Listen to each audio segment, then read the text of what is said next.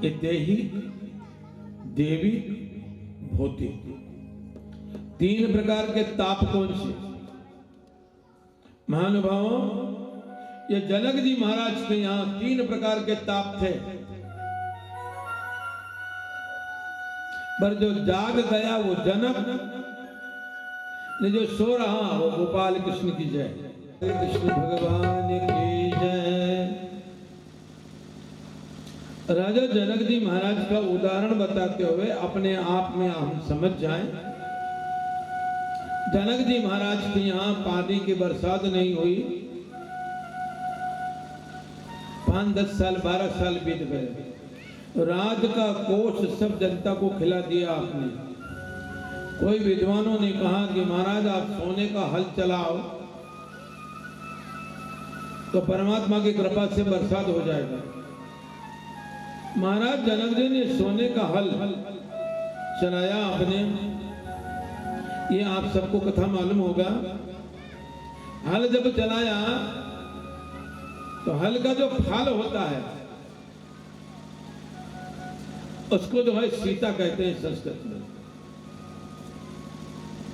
वो फाल जाकर के अटक गया, खोद करके देखा कोई पत्थर है क्या?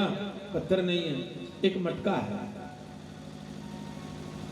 आज मटका को निकाल करके देखा, उसमें एक बालिका है, बड़ी दिव्य बालिका है, बड़ी सुंदर बालिका है। महाराज ने उसका नाम सीता रखा।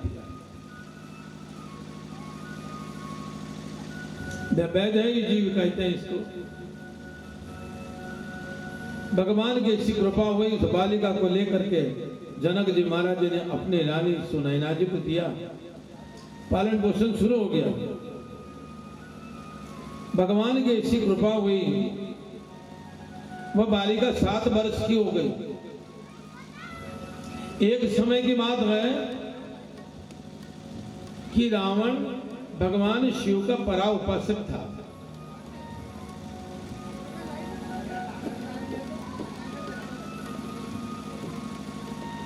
भगवान शिव का बहुत उपासक था।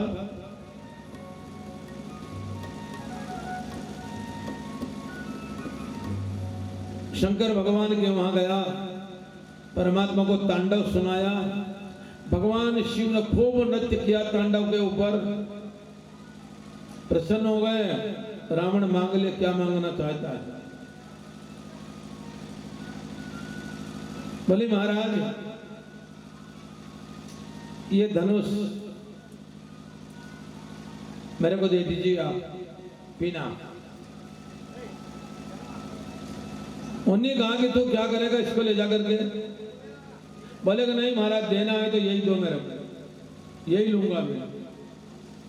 अगर कोई की देने की इच्छा नहीं है और जबरन आपने किसी से मांग करके ली, जिद करके ली, उसका फल अच्छा नहीं मिलेगा। ये प्रमाणित बात है, ये शास्त्र का मत है, मेरा मत नहीं है।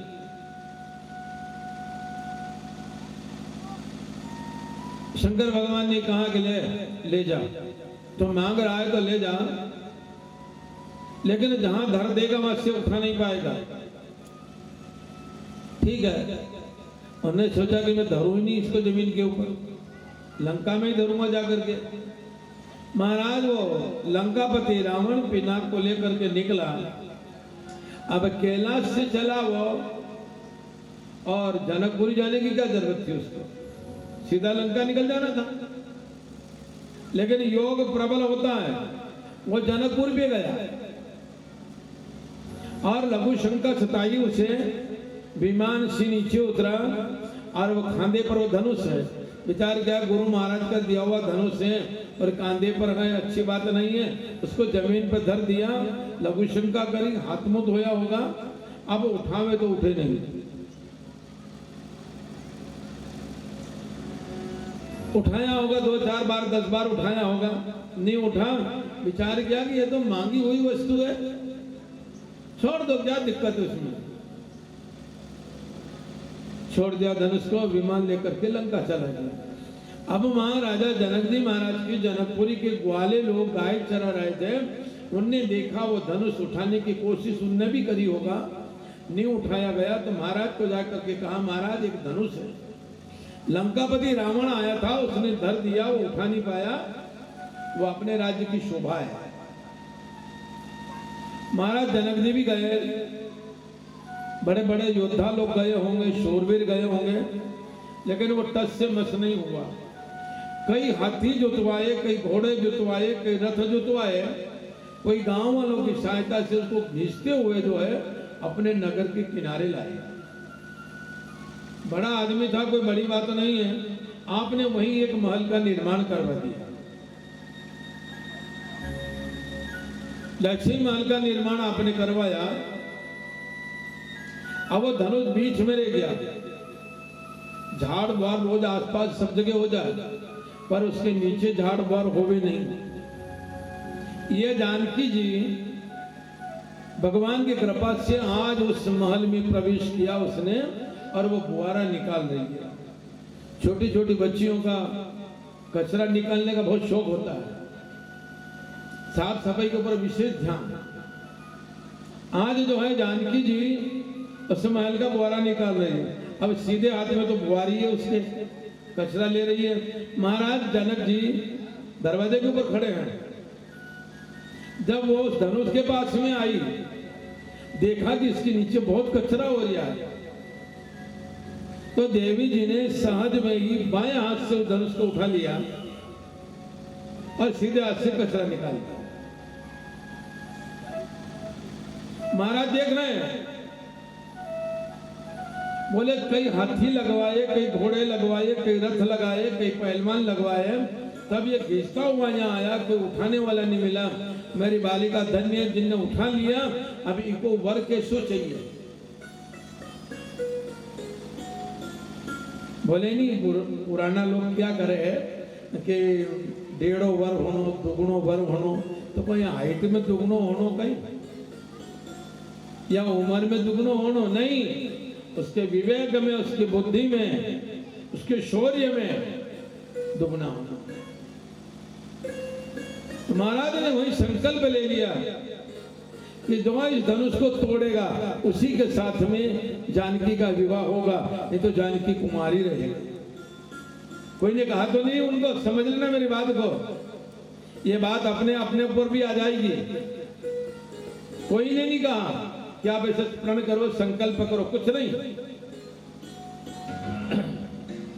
महाराज जानकी जी बड़ी हो रही है,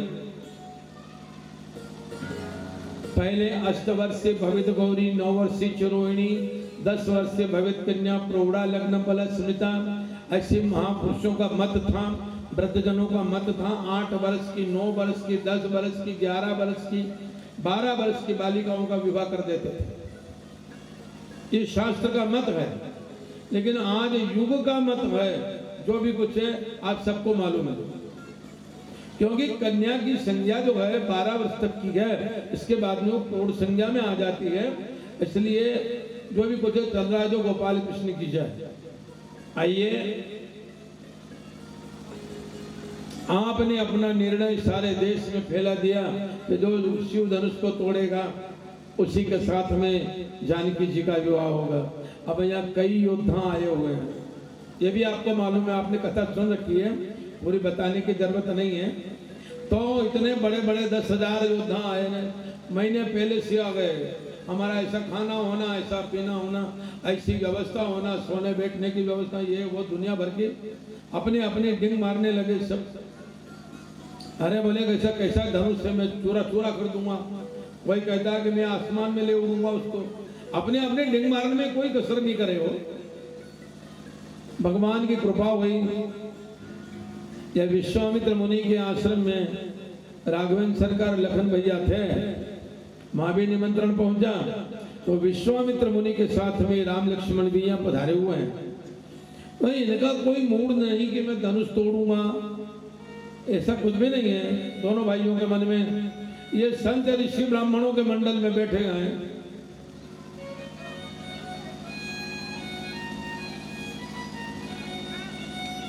आज वो दिन आया, शुभ दिन। 10,000 योद्धा जो है सब मुसीबत में आ गए, एक के बाद बारी बारी से सभी गए, सबने धनुष को आजमाया, तोड़ना उठाना तो दूर के बाद तिल भर भी नहीं हटा सके। तो महाराज जनक ने कहा, हे द्वीप द्वीप के योद्धा, हे द्वीप द्वीप के योद्धा, हम किसे कहे बलशाली हैं, हमको तो यह विश्वास हुआ पृथ्वी वीरों से खाली है। विश्वास हुआ पृथ्वी वीरों से खाली है। हमको तो यह विश्वास हुआ पृथ्वी वीरों से खाली है। तो ये विश्वास हुआ पृथ्वी वीरों से खाली है। जितने भी योद्धा लोग आए अपने घर को जाओ, अब काय को बैठे हो, इस पृथ्वी पर कोई वीर नहीं है। राम जी के पास में लखनलाल जी महाराज विराजमान थे। लखन जी महाराज को यह बात सहन नहीं हुई, महाराज एकदम तमतमा करके खड़े हो गए, भैया आपके चरण के प्रताप से बोल रहा हूं कि रघुवंशी वीरों क्या होते, ऐसे भी कोई कहता है, जैसे अफसोस भरा भाषण मिथिलापति महाराजा का है। अफसोस भरा भाषण मिथिलापति राजा का है। जैसे अफसोस भरा भाषण मिथिलापति महाराजा का है।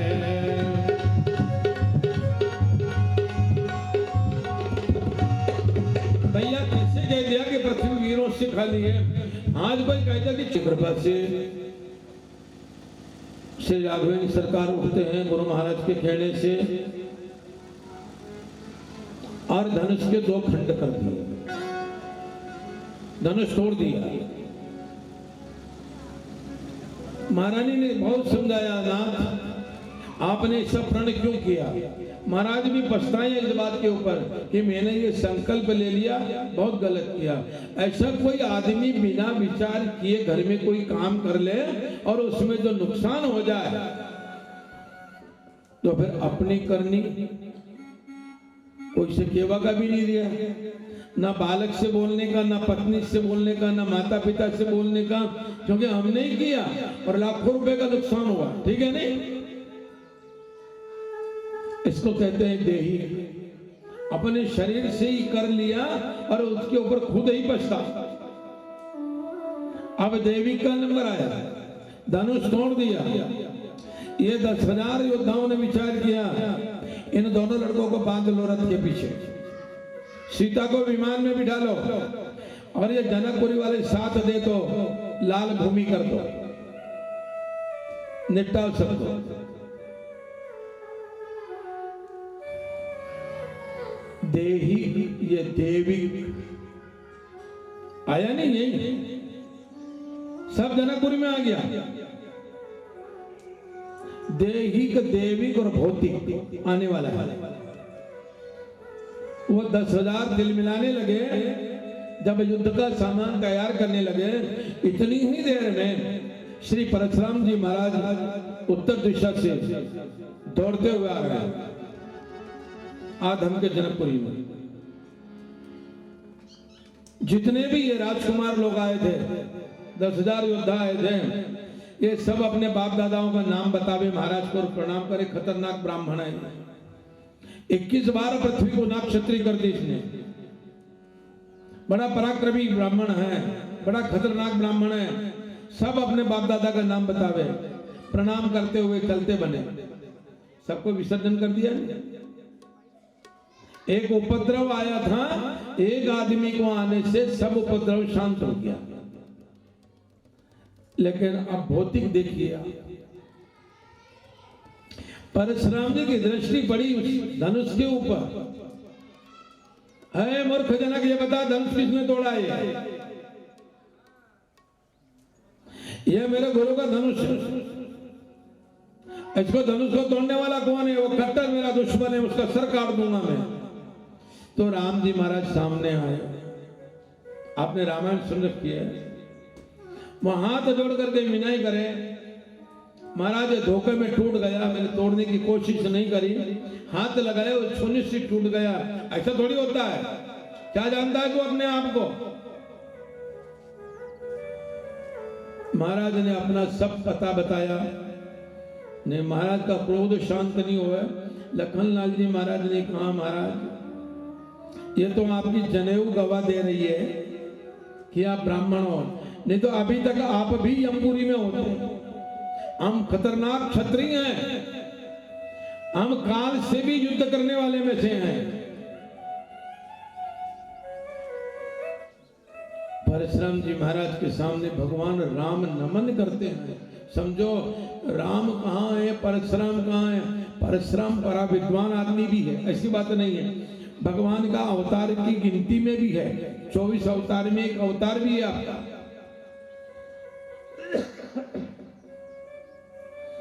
भगवान श्री राम सामने खड़े हैं, लेकिन उनको पहचान नहीं पाए।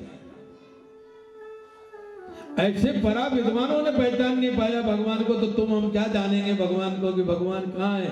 जबकि हमारे सामने परशुराम जी के सामने श्री राम है और बार बार परसा का संधान करेगा, निपटा दूंगा मैं तेरे को, और वह हाथ जोड़ करके खड़े। राम रमापति कर धनु लेहु, खींच तो मोर मिटे संदेह। परशुराम जी ने अपना धनुष दिया और भगवान राम ने धनुष को चढ़ाई दिया, उनका भ्रम मिट गया। दौड़ करके परशुराम जी महाराज राम के चरणों में गिर पड़े। अजर अमर का आशीर्वाद प्राप्त हो गया आपको। उत्तराखंड में आज भी आप हिमालय में तपस्या कर रहे हैं। तो महानुभावों, ये भौतिक ताप हुआ। भगवान वहीं थे तो तीनों ताप को निपटा दिया। भगवान थे ना जनकपुरी में, देहिक देविक और भौतिक। तो जिनके मन मंदिर में भगवान बसे हुए हैं ने, तो तीनों प्रकार के ताप आपके मिट जाएंगे। कोई बड़ी भारी बात नहीं है, चाहे कैसा भी हो। देहिक देविक भौतिक तापा राम राज नहीं था। जिनके हृदय में राम विराजमान है, जिनके हृदय में महाकाल विराजमान है और जिनके हृदय में गोपाल विराजमान है, वो तीनों पाप से मुक्त हो जाएगा, तीनों ताप से भी मुक्त हो जाएगा। भगवान सब जो है शांति पुष्टि कर देने। तो तापत्रय विनाशाय श्री कृष्णाय वयम नमः। उन पूर्ण ब्रह्म परमात्मा श्री कृष्णचंद्र भगवान को हमारा बारंबार प्रणाम। जिनका हजारों वर्ष का पुण्य उदय होता है, उनको भगवान की कथा में बैठने का हक मिलता है। मेरी बात समझ में आई? भगवान की कथा में बैठने का हक प्राप्त होता है। हजारों वर्ष का पुण्य उदय होता है। तो अब यहाँ कोई फाटक लगी हुई नहीं है, ठीक है? यह वैकुंठ दाता का दरबार है, कोई भी आवे प्रेम से बैठे, लेकिन बैठना मुश्किल है। मन को मार करके जो बैठ गया, ये समुद्र मंथन की कथा में आता है। उच्च श्रवा घोड़ा निकलता है उसमें से, बड़ा खतरनाक घोड़ा है ये उच्च श्रवा। और मैंने तो उच्च श्रवा घोड़ा तो नहीं देखा, पर ये मन बड़ा खतरनाक उच्च श्रवा घोड़ा, बैठने नहीं देगा उसको, फिर उठा करके फेंक देगा, फिर उठा करके फेंक देगा। कहीं घर की याद आवेगा, कहीं खेत की याद आवेगा, कहीं बेटों की याद आवेगा, कहीं बहुओं की याद आवेगा। बस वो तिलमिलाता रहेगा, बैठेगा, अल्टा पलटा करेगा, इधर उधर पलटेगा, इधर पलटेगा, उधर पलटेगा। बड़ी गोपाल कृष्ण की कृपा है। तो जिसको मन को लगाम लगाना याद है और मन को मार करके जो बैठ गया, तो ही बैठा पाएगा, अन्यथा चलना पड़ेगा, उठना पड़ेगा, जाना पड़ेगा। गोपाल कृष्ण की जय। मैं तो यूं कहता हूं कि हजारों वर्ष का पुण्य अगर उदय होता है, तो भगवान की कथा में बैठने का बराबर हक प्राप्त होता है।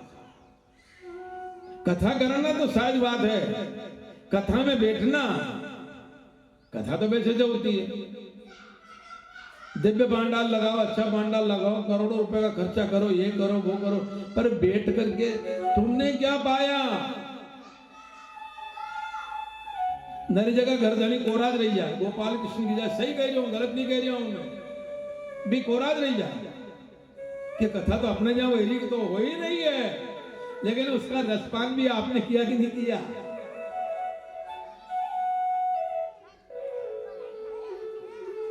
और इसका रसपान पशु पक्षी भी करते हैं,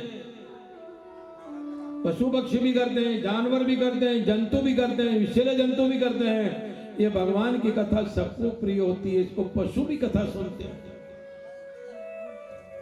पशु भी कथा सुनते हैं और अपने आप में पछतावा करते हैं वो लोग जो बोल नहीं सकते हैं। जीव जंतु है, पक्षी है, पशु है, ये बोल नहीं सकते हैं, लेकिन अपने आप में पछताते हैं कि मेरा भी जन्म ऐसा था, लेकिन मैंने कभी भगवान की कथा नहीं सुनी। कथा में दान मत करो, पुण्य मत करो, कुछ भी मत करो, तुम तो कथा सुनो। कथा सुनने से सफाई जरूर होगा, बाहर की नहीं, बाहर की तो घर कर लेना, साबुन सर्फ से धो लेना, प्रेस करवा लेना, दुनिया भर के ठाट मचा लेना, लेकिन अंदर की धुलाई के लिए तो भगवान की कथा ही है।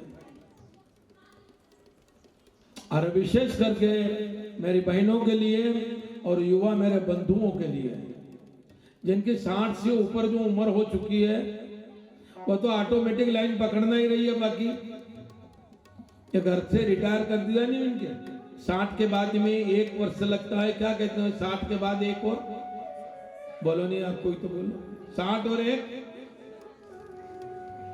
कोई तो बोलो, नहीं याद कहीं गिनती, 60 और 1 61 पूरा घर में। और 60 किसको कहते हैं ये तो मालूम होगा आपको? 60 किसको कहते हैं? मूर्ख को।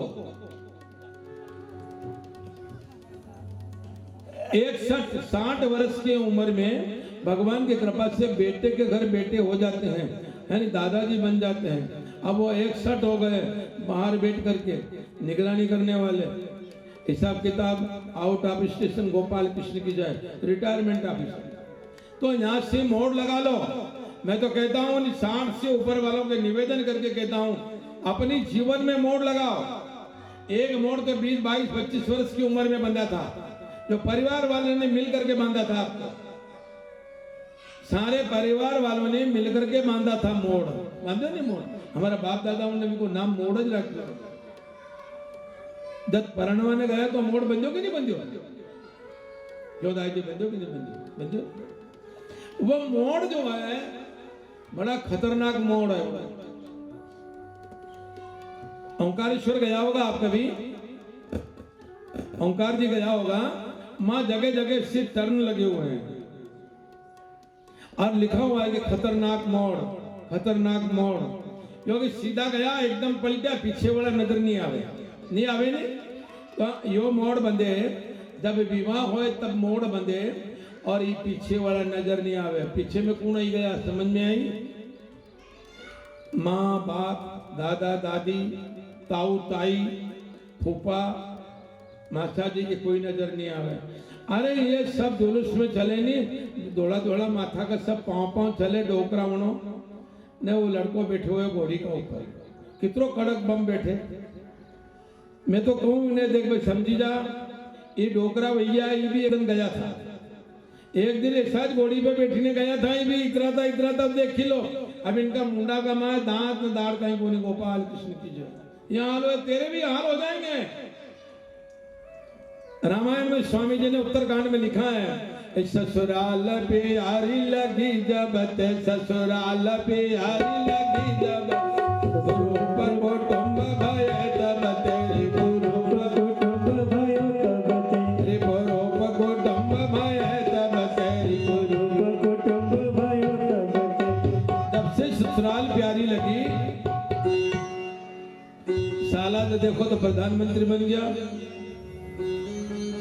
सासू जो होम मिनिस्टर बन गई। अब माँ से कह रही है अक्कल नहीं है तार में, माँ से कहे कि अक्कल नहीं है। अरे माँ ने परविश करी, अरे इतना मोटो कर दो, थारे 22 साल को कर दो, अबे अक्कल नहीं है माँ में। क्या करे, परबस जीव स्वबस भगवंता, जीव अनंत एक श्रीकंता। क्या लीला है गोपाल। आइए, ये तो हमारा हजारों वर्ष का पुण्य उदय हुआ जो भगवान की कथा में है। और जहां भगवान की कथा होती है अनंत वर्षों का पुण्य उदय होता है,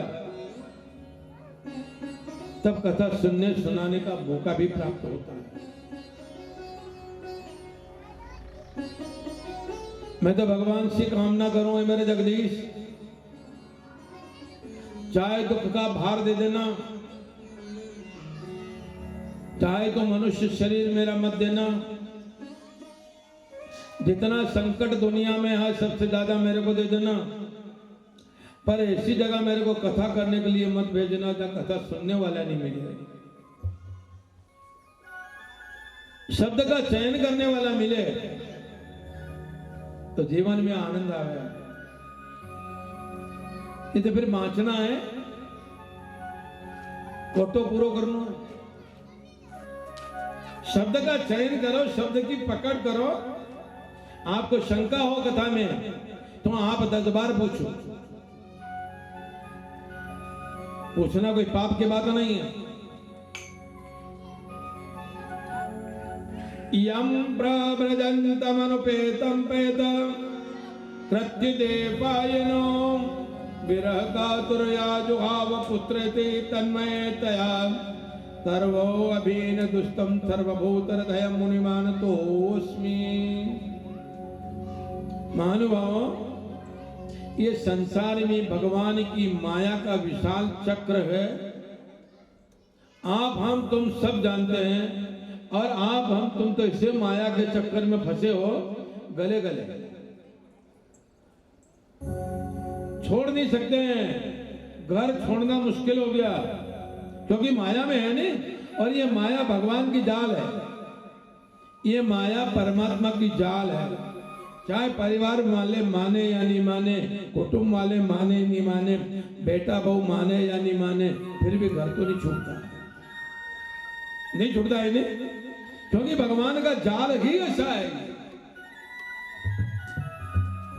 भगवान ने जाल बिछाया माया का। एक मछेरा मछली पकड़ने के लिए गया तालाब के ऊपर, जाल लेकर के गया, और जैसे ही वो पानी में उतरा, मछलियां भाग रही दूर दूर। जैसे पानी में उतरा, वो घोड़े तक पानी में उतर गया होगा और आगे बढ़ गया होगा। वहां जाकर के जाल घुमाई उसने, उस जाल फेंका। जो मछलियां उस मछेरे से जितनी दूर भागी थी, वो सब जाल में फंस गई। और अगर उस मछेरे के पांव में मछली आ जाती तो जाल में कैसे फंस जाती।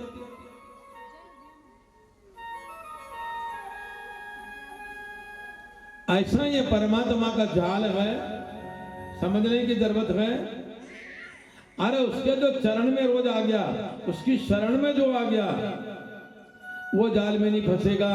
और जो जितना उससे दूर हुआ, इतना वो माया की जाल में फंसेगा। ये प्रमाणित बात है, इसमें कोई दो राय नहीं। ये मालूम है कि माया का जाल परमात्मा का है, और जब बिछाया हुआ है, इसी जाल में हम सब उलझे हुए हैं। उनकी शरण में हो जाओ, ये जाल कट जाएगी। गोपाल कृष्ण की जाए। उस मछली पकड़ने वाले के पांव में जो मछली आ जाए तो फिर जाल में थोड़ी फंसे।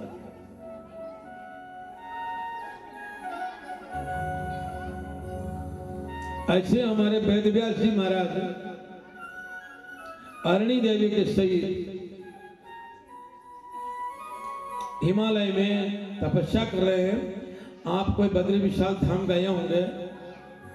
बद्री विशाल से 5 किलोमीटर पश्चिम दिशा में एक माणा करके गांव है। वहां माणा में अरणी देवी के सहित वेदव्यास जी महाराज तपस्या कर रहे हैं, जहां अपने श्रीमद् भागवत पुराण का निर्माण किया।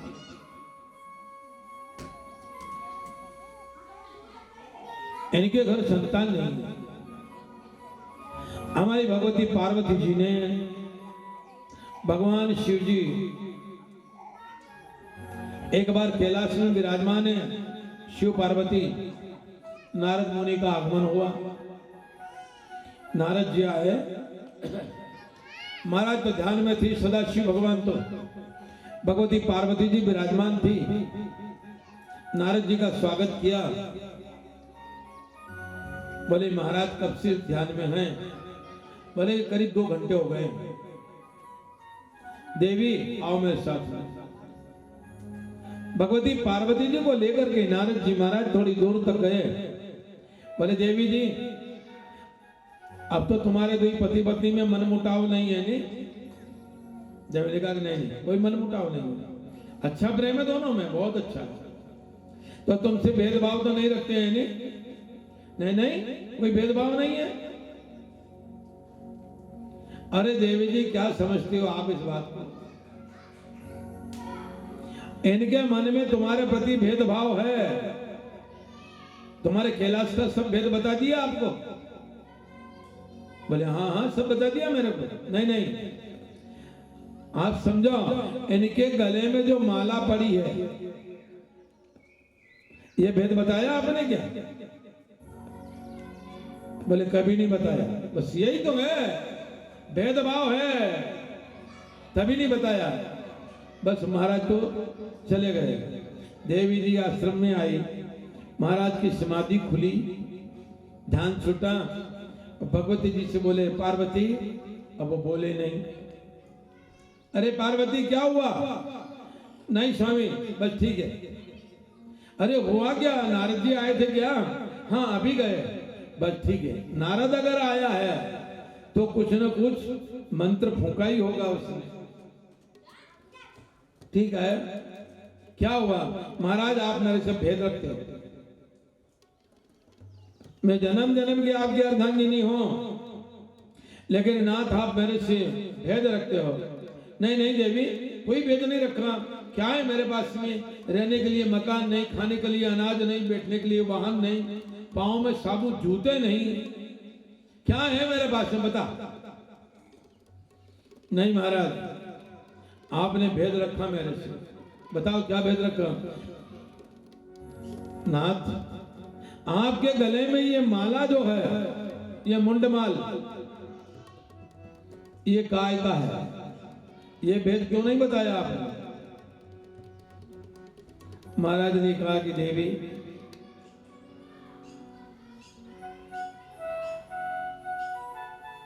ये तुम्हारे ही खोपड़ियां सब है, ये मुंड सब तुम्हारे हैं।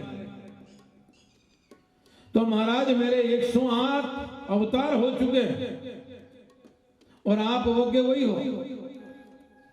शिव जी ने कहा कि मैं तो अजन्मा हूं, मेरा कभी जन्म नहीं होता है, ना कभी मरण होता है, मैं तो अजन्मा हूं। तो महाराज मेरे इतने अवतार हो चुके हैं और अभी तक आपने वो मंत्र नहीं बताया जो मंत्र आपको याद है। अरे आप अजन्मा तो आप मेरे को अजन्मा नहीं बना सके क्या? वो मंत्र मेरे को भी देना था। महाराज ने कहा कि वो मंत्र तो सुनना साधारण बात है, लेकिन उसका जाप करना और निभाना भारी है।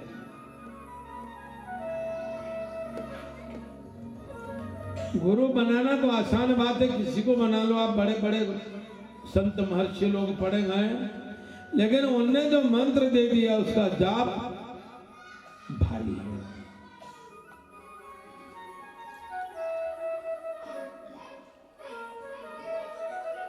महाराज मुझे भी अजन्मा बना दो। बोले आपको अमर कथा सुन लो। बस ठीक है स्वामी मैं तैयार हूं अमर कथा सुनने के लिए। कहां होगी? चलो।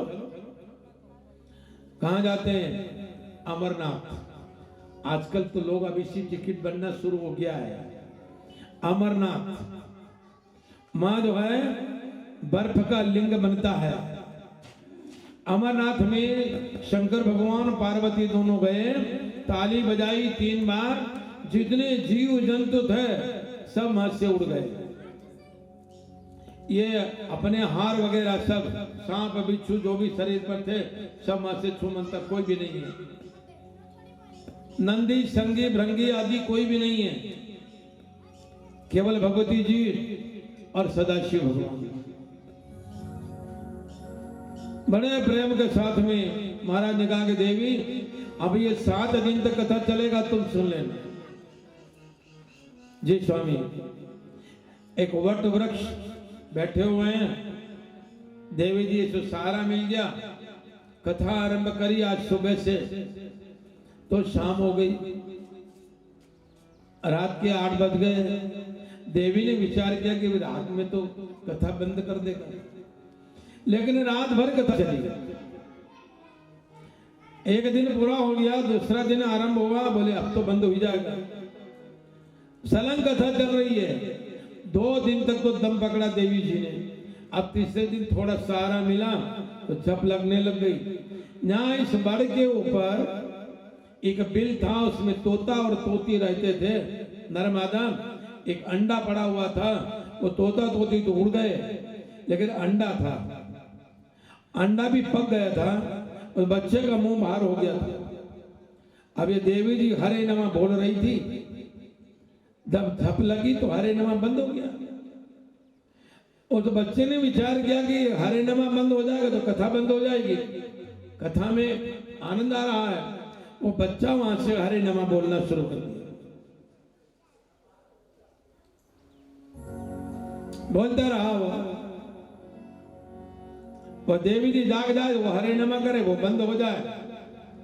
वो देवी जी का ध्यान रखे कि इसको कब नींद आवे, वो बोलना शुरू कर दे।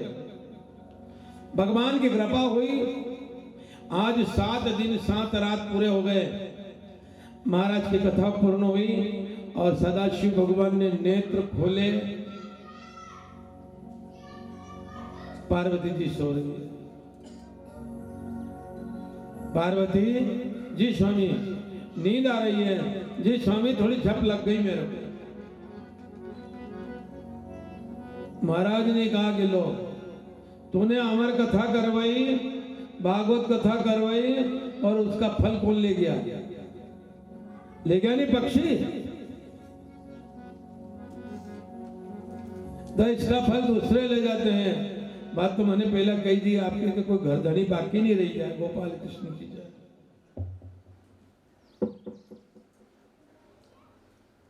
भगवती जी ने अति विनय करी, बहुत दिन तक वंदना करी, प्रार्थना करी, तब कोई कथा का मौका आया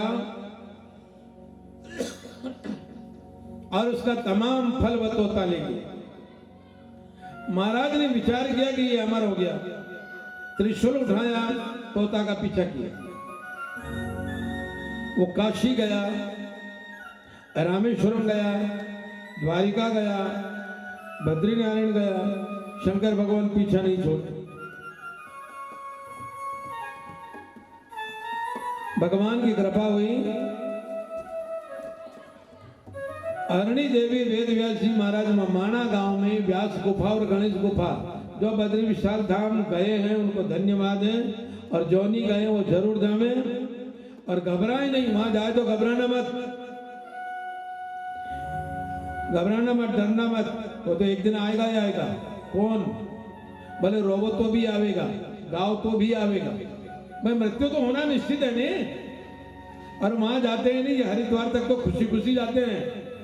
हरिद्वार ऋषिकेश से गाड़ी बदल लेते हैं और गाड़ी 10-20 किलोमीटर ऊपर जाए और फिर इनका अन्न पानी छूटी जाए, भोजन बंद, चाय दूध बंद, बोलना बंद, वहां मौत नजर आवे उनके,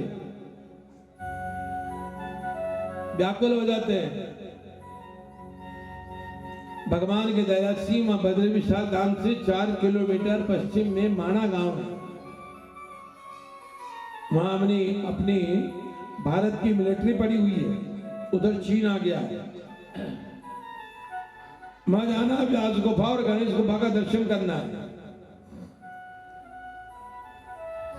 भगवान की दया हुई, ये तोता उड़ करके वहां गया। उस समय में आरणी देवी ने जम्भाई ली, उबासी ली, उबासी में मुंह खुलता है, तोते ने मौका देखा कि बहुत अच्छा है, वो अरणी देवी के मुंह में से पेट में चला गया।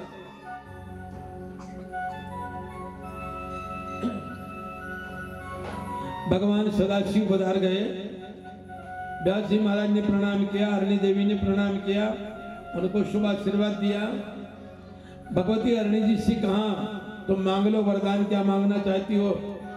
बोले महाराज मैं मांगो तो दोगे नहीं? बिल्कुल दूंगा महाराज। एक संतान चाहिए और मैं कहूं ऐसी चाहिए, परा विद्वान, माता पिता का उपासक, संत ऋषि ब्राह्मणों का उपासक और परमात्मा का उपासक, ऐसी संतान चाहिए।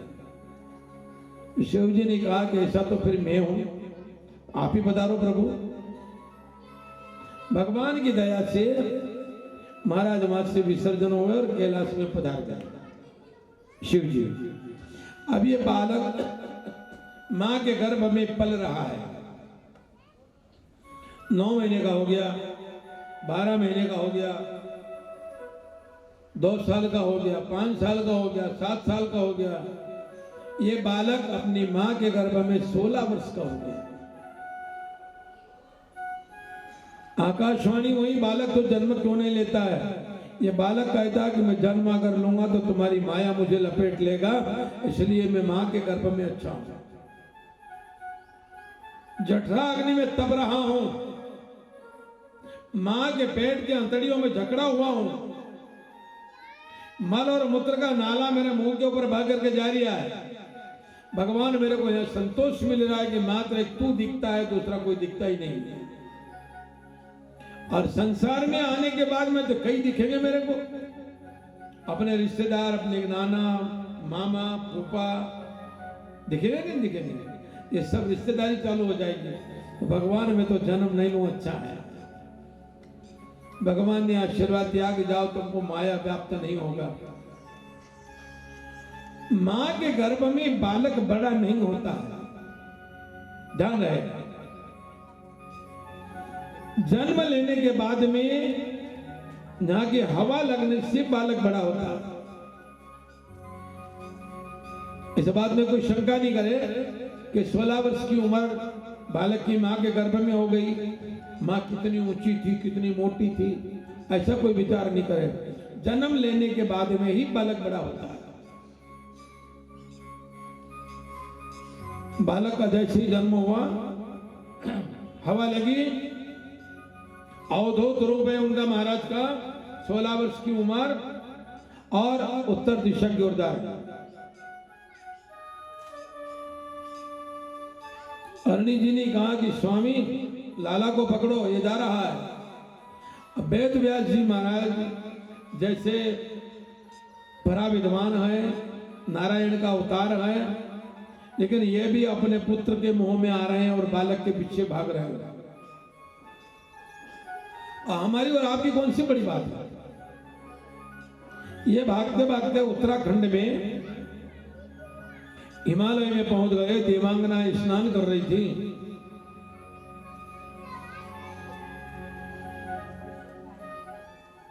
ये बालक किनारे होकर के निकल गया।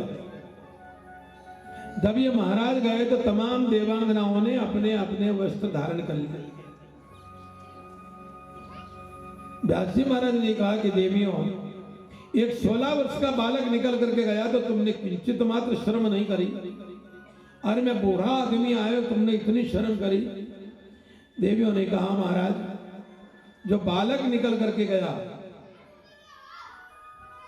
वो माया से वंचित है। न काम है, न क्रोध है, न लोभ है, न मोह है, न अभिमान है, उसमें कुछ भी नहीं, निर्लेप बालक है। और आप तो महाराज सभी में लेप है। इसलिए जिसके पीछे तुम जा रहे हो वो तुम्हारा नहीं है, आवेगा नहीं। उसको तो कोई भगवान की कृपा से कहीं गुरु मिलेगा तो पलटेगा। महाराज वापिस आश्रम पर आ गए और वेद व्यास जी महाराज और अरणी देवी ने वो आश्रम छोड़ दिया और नर्मदा के किनारे आ गए। ये दो जो है स्थान, एक उत्तराखंड एक रेवाखंड। ये दो स्थान तपोभूमि हमारे पूर्वजों की, हमारे बाप दादाओं की तपोभूमि है। उन लोगों ने बहुत तप किया है। भगवान की कृपा से नैमिषारण्य तीर्थ में 88,000 ऋषि एकत्रित हुए और सूत जी महाराज को उच्चासन पर बिठाए। हालांकि ऋषियों को ज्ञान है, चारों वेद का ज्ञान है उनको, सामवेद, यजुर्वेद, अथर्ववेद, चारों वेदों का ज्ञान है, 6 शास्त्र का ज्ञान है, लेकिन पुराण का ज्ञान नहीं। तो उन्होंने सूत जी महाराज से निवेदन किया, महाराज आप हमें पुराणों की कथा सुनाइए। ये कथा सुनने से मन खिल जाता है और पाप का पतन होता है। आप हमें कथा सुनाइए। और सब संतों ने 88,000 ऋषि, और वो 88,000 ऋषि कौन? आपके और हमारे सब पूर्वज, उन ऋषि मुनि की संतान हम सब बैठे हुए हैं। 1000 वर्ष का संकल्प लिया उनने, 1000 वर्ष तक निरंतर कथा सुनेंगे नैमिषारण्य में। चलो उनकी तो उम्र होगा तो 1000 वर्ष का संकल्प ले लिया, ठीक है। अपनी तो इतनी उम्र नहीं है, पर भगवान से प्रार्थना करें, हे परमात्मा, हमारा भी परमात्मा की कृपा से ऐसा योग बना है श्रीमद् भागवत पुराण कथा सुनने का। ये 7 दिन तक हमारे शरीर में कोई प्रकार की व्याधि नहीं हो, कोई क्लेश नहीं हो, कोई परिवार में विघ्न नहीं हो, कोई उपद्रव नहीं हो।